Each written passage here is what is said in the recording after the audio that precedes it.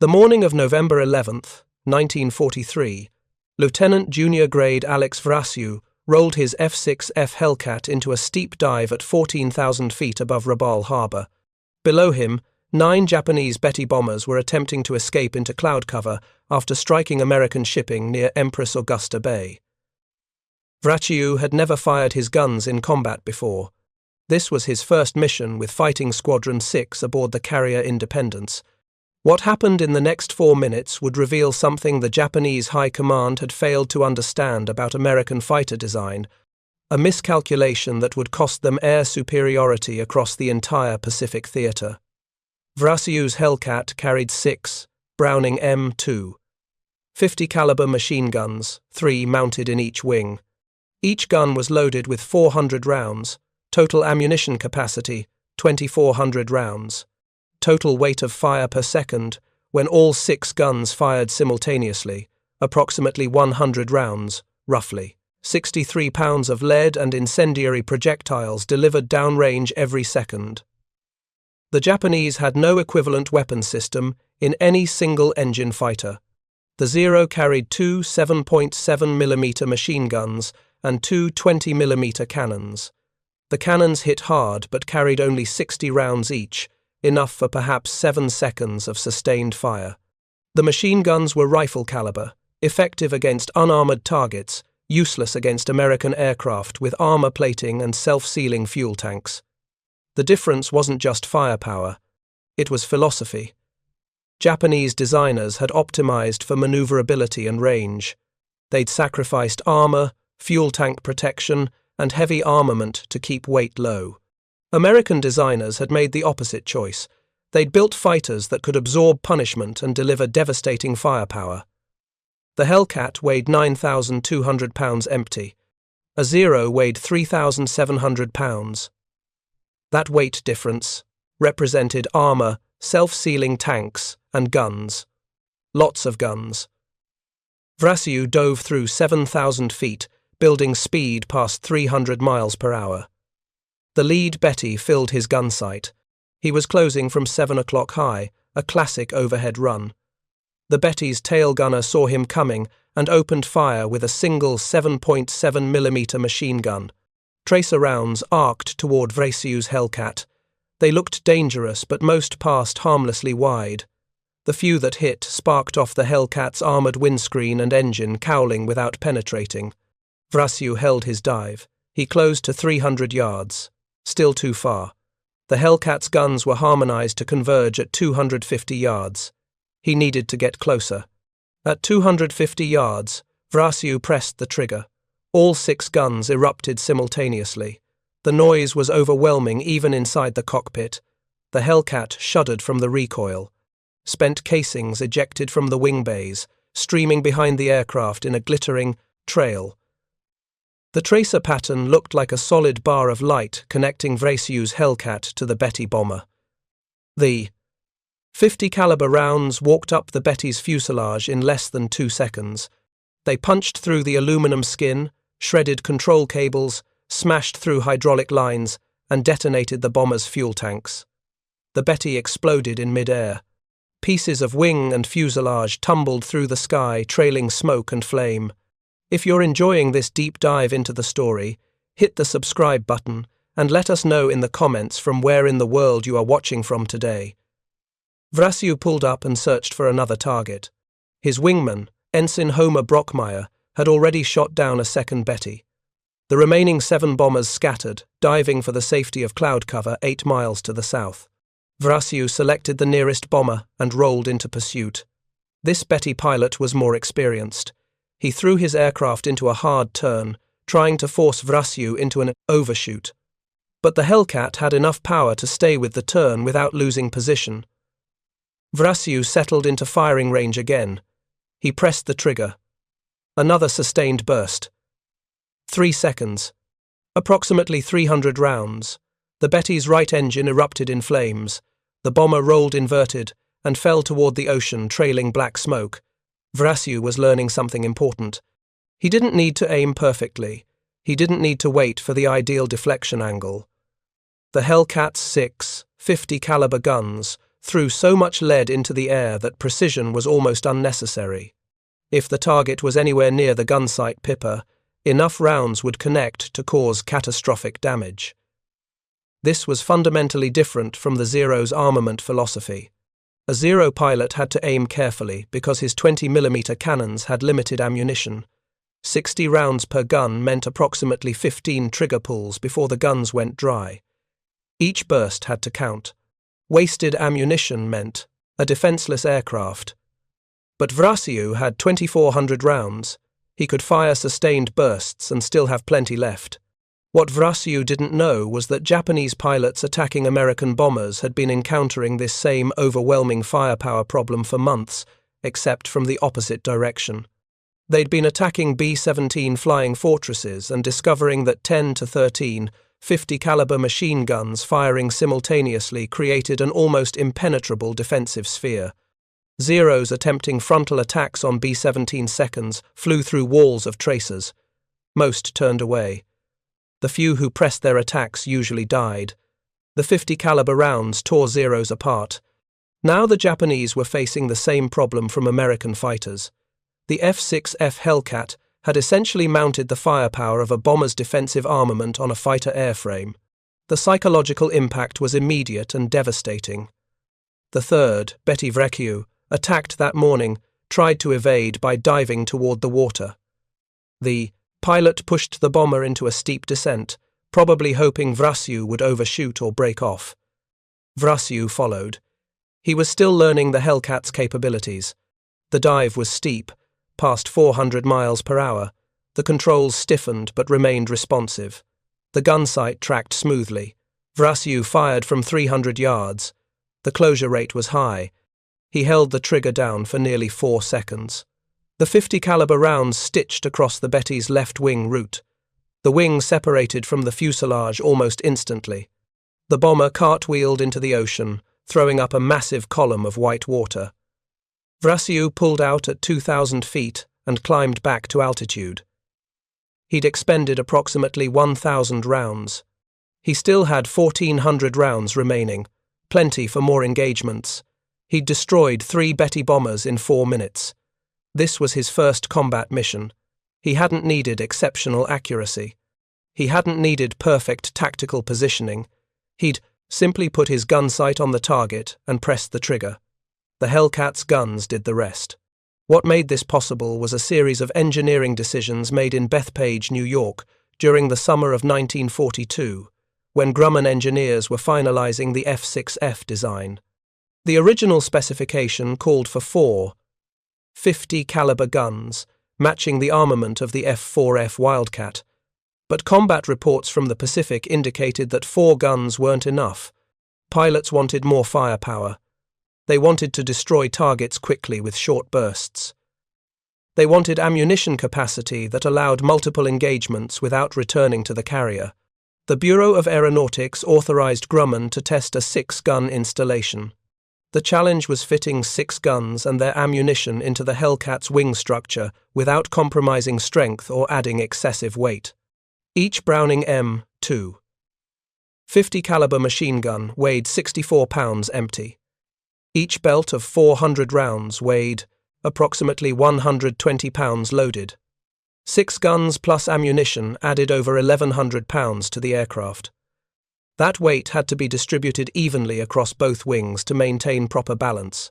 The ammunition bays had to be accessible for loading and maintenance. The guns had to be harmonized so their fire converged at a specific range. The ejection ports had to be positioned so spent casings and belt links wouldn't damage the aircraft. Grumman's engineers solved these problems by mounting 3 guns in each wing outboard of the landing gear bay. The guns were staggered vertically to fit within the wing's thickness. The ammunition was fed from boxes mounted behind the guns. Spent casings ejected through ports on the wing's lower surface. The installation was elegant and effective. It gave the Hellcat more firepower than any other single-engine fighter in the world at that time. The Japanese had no idea this was coming. Intelligence reports from mid-1943 mentioned that American fighters were using increased armament, but Japanese analysts assumed this meant improved versions of existing weapons. They didn't realize the Americans had doubled the number of guns. The first indication came during the raid on Rabaul on November 5, 1943, 6 days before Vraciu's mission. 97 American carrier aircraft struck the Japanese naval base. 25 Hellcats provided fighter cover. They encountered approximately 70 Japanese aircraft, mostly Zeros and land-based fighters. The Hellcats shot down 17 Japanese aircraft and damaged at least 20 more. Only one Hellcat was lost. Japanese pilots who survived the engagement reported that American fighters were firing with unexpected intensity. The volume of tracers was far greater than anything they'd encountered from Wildcats. Some pilots thought they were facing multiple aircraft firing simultaneously. They weren't. They were seeing the effect of 6 .50 caliber guns firing from a single Hellcat. The tracer rounds were loaded in a ratio of 1 tracer to 4 ball rounds. That meant every 5th round was visible. When a Hellcat fired, the pilot and anyone watching could see approximately 20 tracers per second streaming toward the target. It looked like a solid beam of light. One Japanese pilot, Flight Petty Officer Saburo Sakai, one of Japan's highest-scoring aces with over 60 confirmed kills, engaged a Hellcat during a mission near Rabaul in late 1943. Sakai had been flying combat missions since 1938. He'd fought in China, over the Philippines, at Guadalcanal. He knew every trick, every tactic. He positioned his Zero for a high-side attack, diving from the Hellcat's 7 o'clock position. The American pilot, whose name Sakai never learned, saw him coming and turned hard into the attack. Sakai expected the American to try to dive away. That's what Wildcat pilots did. But this pilot turned toward him. The two aircraft passed within 100 feet of each other. Sakai saw the Hellcat's wing guns firing, 6 muzzles flashing simultaneously. The tracer pattern was so dense, Sakai initially thought 2 aircraft were firing at him. He broke hard left and looked for the second aircraft. There was none. He'd been engaged by a single fighter firing 6 guns. Sakai broke off the attack and extended range. He later told other pilots that American fighters were now carrying armament comparable to twin-engine aircraft. He warned them not to make frontal attacks. The firepower was too intense. The volume of fire created a kill zone approximately 50 feet wide and several hundred feet deep. Flying through that cone was suicide. But many Japanese pilots didn't believe him. They'd been making frontal attacks against American bombers and fighters for 2 years. Losses had been acceptable. The Zero's superior maneuverability usually allowed pilots to break off and evade before taking critical damage. That calculus changed with the Hellcat's 6-gun armament. Frontal attacks that worked against Wildcats were death sentences against Hellcats. The closing speed in a head-on engagement was over 600 miles per hour. At that speed, the engagement window was approximately 2 seconds. A Hellcat pilot could fire 200 rounds in 2 seconds. That created a cone of fire containing approximately 160 ball rounds and 40 tracers. The projectiles spread across a 50-foot circle at 300 yards. A Zero flying through that circle would be hit by multiple rounds. The Zero had no armor. The fuel tanks weren't self-sealing. A single .50 caliber round through the engine could cause catastrophic failure. A single round through the fuel tank could ignite a fire. Multiple hits guaranteed destruction. Japanese pilots learned this lesson repeatedly through November and December of 1943. During the Gilbert Islands campaign, Hellcats from 6 carriers engaged Japanese aircraft over Tarawa and Makin atolls. The kill ratio was staggering. American pilots shot down over 100 Japanese aircraft while losing only 11 Hellcats. Most Japanese losses came from the overwhelming firepower advantage. Lieutenant Commander Edward O'Hare, who'd helped shape the Hellcat's design through his April 1942 meeting with Grumman engineers, never saw this vindication of his recommendations. O'Hare died on November 26, 1943, during a night combat mission. But his influence lived on in every Hellcat that flew. The 6-gun armament he'd advocated for was killing Japanese aircraft at rates no one had predicted. The ammunition capacity was equally important. 2,400 rounds meant a Hellcat pilot could engage multiple targets without worrying about running dry. In a typical engagement, a well-aimed 3-second burst consumed approximately 300 rounds. That meant 8 full bursts before the guns were empty. Most pilots never used all their ammunition in a single mission. They'd engage 3 or 4 targets, expending between 900 and 1,200 rounds, and still return to the carrier with ammunition remaining. This gave Hellcat pilots confidence. They didn't need to conserve ammunition. They could fire sustained bursts, ensuring target destruction. The psychological advantage was immense. A Zero pilot with 60 cannon rounds had to think carefully about every trigger pull. A Hellcat pilot with 2,400 machine gun rounds could be aggressive. The engineering behind this ammunition capacity was sophisticated. Each gun's ammunition was belt-fed from a container mounted directly behind the weapon. The belts were loaded before each mission by ordnance crews on the carrier deck. The process took approximately 45 minutes for all 6 guns. The belts contained a mix of ammunition types: ball rounds for penetration, armor-piercing incendiary rounds for setting fires, tracer rounds for visibility. The standard mix was 4-ball, 1 API, 1 tracer, repeating. The API rounds were particularly effective against Japanese aircraft. They combined a hardened steel penetrator with an incendiary charge. When the round penetrated the target's skin, the incendiary compound ignited, starting fires inside fuel tanks, oil lines, and hydraulic systems. Against the Zero's unprotected fuel system, a single API round could be catastrophic.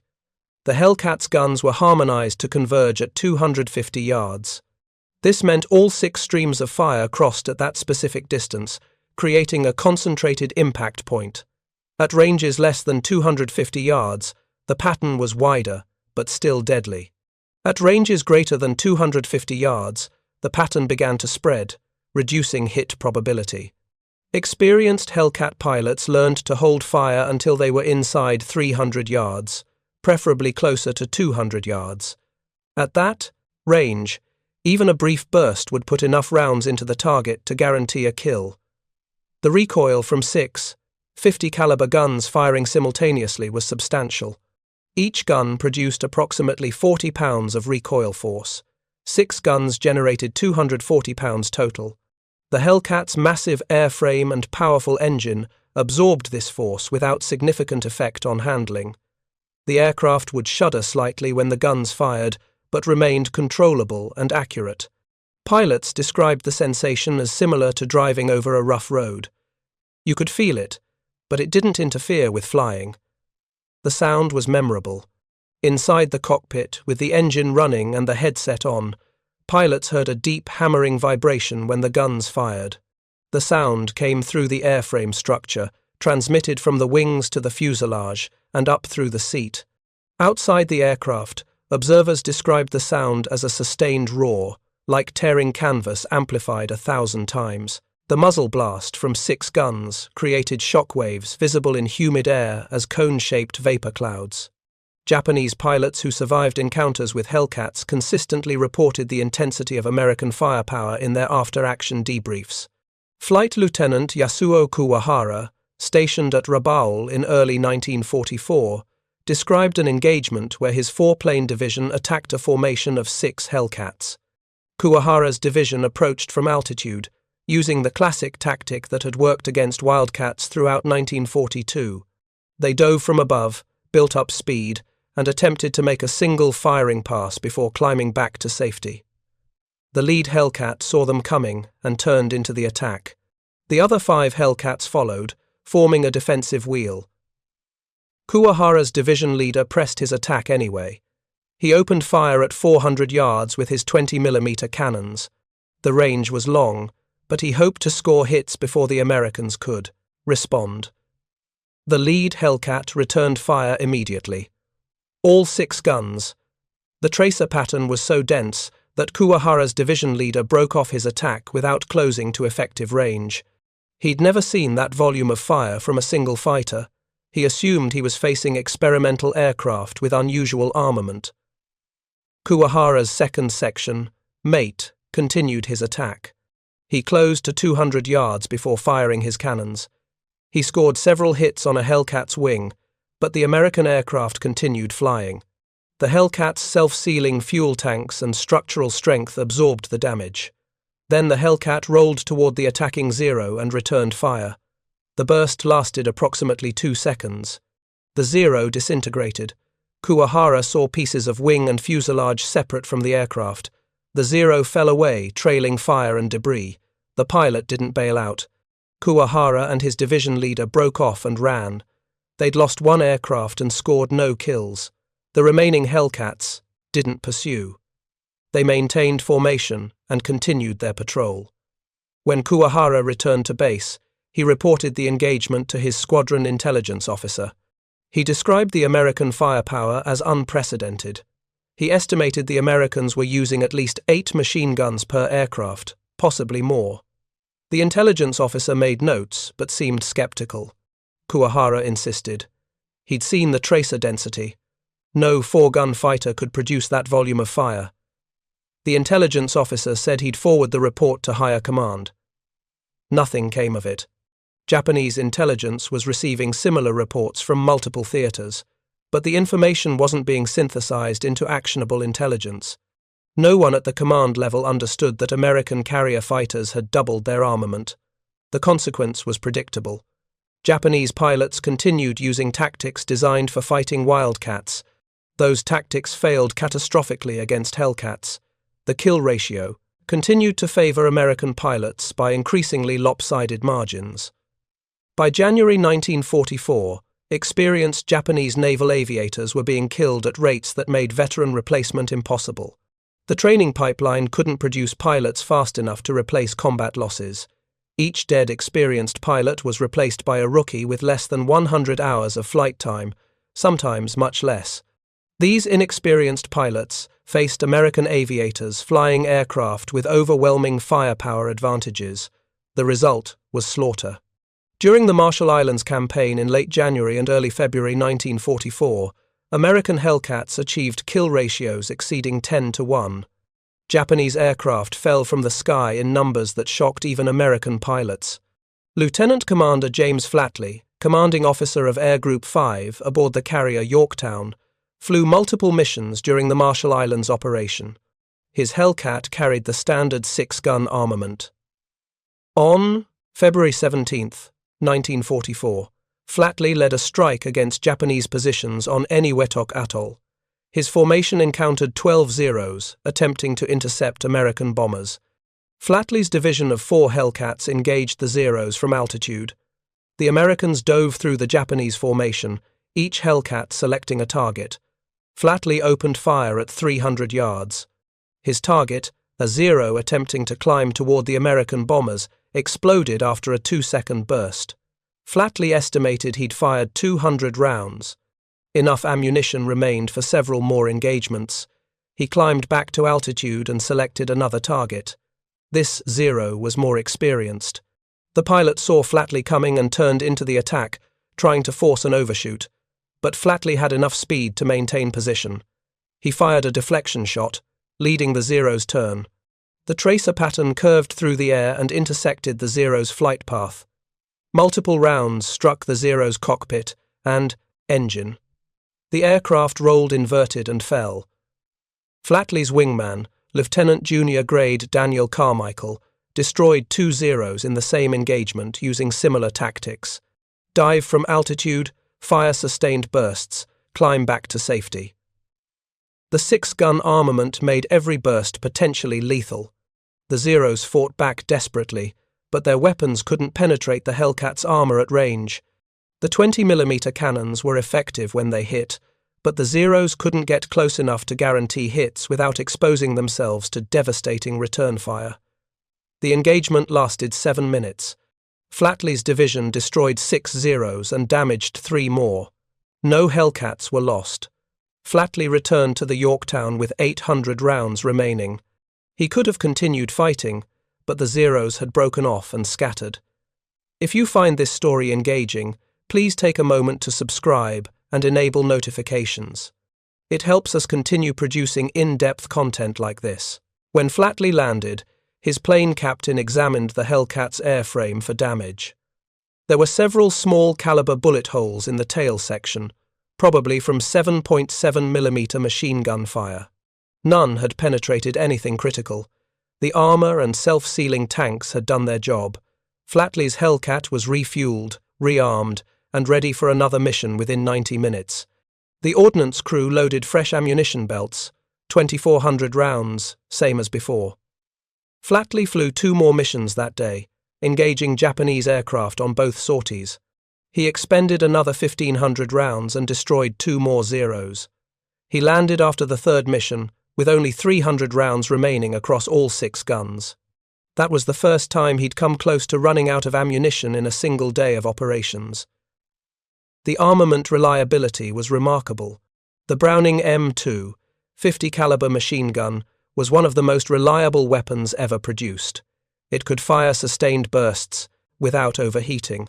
It could function in extreme cold at high altitude and extreme heat on tropical flight decks. It rarely jammed. When properly maintained, the guns could fire thousands of rounds without failure. Grumman had installed the guns with careful attention to maintenance access. Each gun could be removed from the wing for cleaning or replacement in approximately 20 minutes. The ammunition bays were accessible through panels on the wing's lower surface. Ordnance crews could reload all 6 guns without specialized equipment. This maintenance simplicity was critical for carrier operations. Flight deck crews worked under intense time pressure. Aircraft had to be serviced, rearmed, and relaunched as quickly as possible. Any weapon system that required extensive maintenance or complicated loading procedures would create bottlenecks. The Hellcat's armament system was designed for rapid turnaround. Japanese aircraft carriers struggled with similar maintenance demands, but their fighters' armament created different problems. The Zero's 20mm cannons required careful alignment. The 60-round drums had to be loaded manually and installed precisely. The process took longer than belt feeding. 50 caliber ammunition. The cannon barrels wore out faster than machine gun barrels and required more frequent replacement. These maintenance challenges compounded combat losses. When Japanese carriers recovered aircraft after combat operations, the maintenance crews needed more time per aircraft than their American counterparts. That meant slower launch cycles and fewer sorties per day. The cumulative effect reduced Japanese combat effectiveness even when pilot skill and aircraft performance were equal. By spring 1944, American carrier air groups were flying more sorties per day with higher sortie effectiveness than Japanese air groups.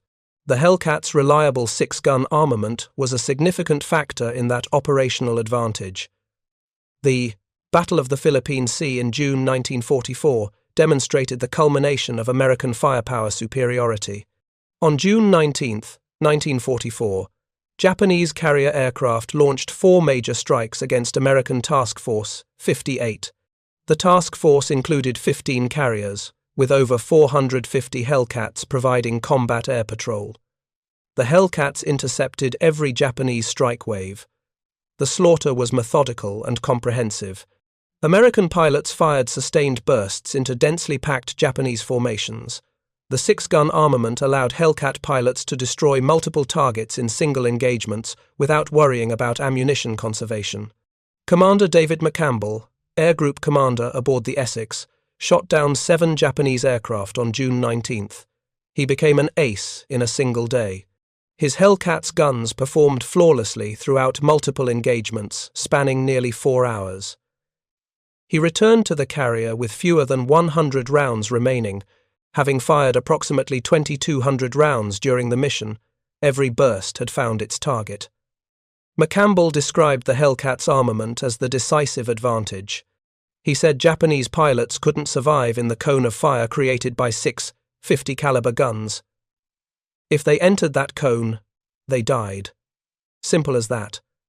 The guns didn't miss at close range. The volume of fire was too dense. Other Hellcat pilots reported similar experiences. Lieutenant Junior Grade Alex Vraciu, who'd scored his first kills in November 1943, shot down 6 Japanese aircraft in one engagement on June 19. He used approximately 1,400 rounds, an average of slightly more than 200 rounds per kill. Each burst lasted between 2 and 3 seconds. Vraciu said he didn't need exceptional accuracy. The 6 guns threw enough lead into the air that if the target was anywhere near the gun sight, enough rounds would connect to cause lethal damage. This was the fundamental difference between the Hellcat's armament philosophy and the Zero's. The Zero required precision, the Hellcat allowed volume. Japanese pilots who survived the Philippine Sea battle reported that American fighters had achieved complete firepower dominance. Multiple pilots described feeling helpless against the intensity of American defensive fire. One pilot, whose name wasn't recorded in American intelligence summaries, said attacking an American fighter felt like attacking a bomber. The defensive fire was that intense. That comparison was accurate. A B-17 Flying Fortress carried 10 to 13, 50 caliber machine guns. A Hellcat carried 6. The difference was only 4 to 7 guns, but the psychological impact was identical.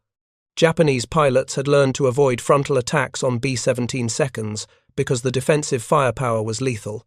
Now they faced similar firepower from single-engine fighters. The Japanese had no effective counter. They couldn't increase the Zero's armament without adding weight that would compromise performance. They couldn't add armor without reducing maneuverability. They designed the Zero to maximize agility and range. Those design choices had been correct for 1941, but by 1944, the war had changed. American fighters had evolved to emphasize survivability and firepower over pure maneuverability. The Hellcat represented that evolution perfectly. It was heavier, tougher, and far more lethal than the Zero. Japanese engineers tried to develop improved fighters. The Mitsubishi J-2M Raiden and the Kawanishi N-1K Shiden both carried heavier armament than the Zero, but neither aircraft entered service in sufficient numbers to affect the strategic situation. Production delays, material shortages, and bombing raids on Japanese factories limited output. By the time these improved fighters reached operational squadrons, American air superiority was absolute. The 6-gun Hellcat had become the standard against which all other carrier fighters were measured. In 1945, Grumman considered increasing the Hellcat's armament to 8 50 caliber guns or replacing the 50 calibers with 20mm cannons. Test installations were built and evaluated, but combat pilots overwhelmingly preferred the existing 6-gun configuration. They valued the ammunition capacity and reliability of the 50 caliber installation. The 20mm cannons hit harder but carried less ammunition and jammed more frequently. The additional 2 50 caliber guns added weight without providing proportional improvement in lethality. The Navy decided to keep the standard 6-gun configuration. It worked. Why change it? By the end of the war, Hellcats had destroyed 5,163 enemy aircraft in air-to-air combat. That represented 75% of all Navy and Marine Corps aerial victories in the Pacific. The 6-gun armament was directly responsible for most of those kills. The 50 caliber machine gun had proven to be the ideal weapon for carrier-based fighters. It provided excellent range, accuracy, penetration, and reliability. The 6-gun installation provided overwhelming firepower without excessive weight. The ammunition capacity allowed multiple engagements per sortie. The maintenance requirements were manageable aboard carriers. Japanese pilots never adapted to fighting Hellcats effectively. The firepower gap was too large. Tactics that worked against Wildcats failed against Hellcats. Aggressive frontal attacks resulted in catastrophic losses. Defensive maneuvers couldn't avoid the dense fire patterns created by 6 guns. The few Japanese pilots who survived multiple engagements against Hellcats learned to avoid combat when possible. They would attempt to slip past American fighter patrols to attack the bombers, knowing that engaging the Hellcats directly was suicide. But this defensive posture surrendered the initiative permanently. American fighters controlled the air. Japanese aircraft operated at American sufferance. Alex Vraciu finished the war with 19 confirmed aerial victories, all flying Hellcats. He credited the aircraft's armament with saving his life multiple times. He said knowing he had overwhelming firepower made him confident and aggressive in combat. He didn't need to conserve ammunition. He didn't need perfect shooting. He just needed to get close enough and press the trigger. The Hellcats' guns did the rest. David McCampbell ended the war as the Navy's top ace with 34 confirmed kills. Every kill was scored in a Hellcat. He received the Medal of Honor for his actions during the Battle of Leyte Gulf in October 1944, when he and his wingman destroyed 15 Japanese aircraft in a single engagement. McCampbell's Hellcat landed aboard the carrier Langley with 2 rounds of ammunition remaining and fuel tanks nearly empty. He'd been airborne so long that deck crews had given him up for lost. He'd fired approximately 2,398 rounds. His guns had functioned perfectly throughout the extended mission. No jams, no failures. Just reliable, devastating firepower. William Schwendler, Grumman's chief design engineer who'd incorporated Edward O'Hare's feedback into the Hellcat's design, never received public recognition for the 6-gun armament decision. But his choice to install 6 guns instead of 4 changed the Pacific Air War. That single design decision, supported by combat pilot feedback and authorized by the Bureau of Aeronautics, gave American naval aviators a decisive firepower advantage. Japanese pilots faced aircraft they couldn't effectively counter. The Zero's superior maneuverability became irrelevant when Hellcat pilots refused to turn and instead relied on overwhelming firepower. The 6-gun installation became standard for American naval fighters. The F-4U Corsair carried 6 50-caliber guns. The F-8F Bearcat carried 4 guns, with increased ammunition capacity. Post-war fighters, like the F-9F Panther, initially carried 4 20mm cannons, but pilots complained about ammunition limitations. The Navy eventually standardized on combinations that provided adequate ammunition capacity for extended engagements. The lesson from the Hellcat's 6-gun success was clear. Firepower and ammunition capacity mattered more than pure weapons effects. A pilot with plentiful ammunition could be aggressive and certain of achieving kills. A pilot worried about running dry had to conserve ammunition and pick shots carefully. Japanese pilots discovered this truth repeatedly through 1944 and 45. Their cannons hit hard when they connected, but they didn't have enough ammunition for sustained combat.